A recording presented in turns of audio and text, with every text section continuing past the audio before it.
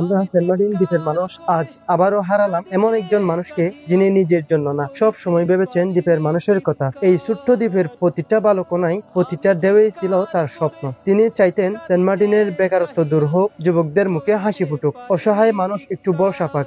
নিজের কষ্ট আড়াল করে অন্যের পাশে দাঁড়ানো মানুষটা আজ আমাদের মাঝে নেই। এটাই যেন সবচেয়ে কঠিন সত্য। ফেসবুকে তিনি লিখে গিয়েছেন, আমার মৃত্যুর পরে যেন আমার কবরটা আমার জন্মভূমি সেন্ট মার্টিনে দেওয়া হয়, মা বাবার কবরের পাশে। কি অদ্ভুত না, মানুষটা মৃত্যুর পরেও থাকতে চেয়েছেন নিজের মাটির কাছে, নিজের মানুষের কাছে। এটাই তো প্রকৃত ভালোবাসা, জন্মভূমির প্রতি, মানুষের প্রতি। আমি জীবনে অনেক মানুষ দেখেছি, অনেকের সাথে উঠা বসা করেছি, কিন্তু তার মতো অমায়িক, তার মতো ভদ্র, তার মতো হৃদয়বান মানুষ খুবই কম পেয়েছি। তিনি বেঁচে থাকলে নিজের চোখে দেখতেন সেন্ট মার্টিন দ্বীপের মানুষ তাকে কতটা ভালোবাসে। আজ পুরো সেন্ট মার্টিন যেন অন্ধকারে ডেকে গেছে।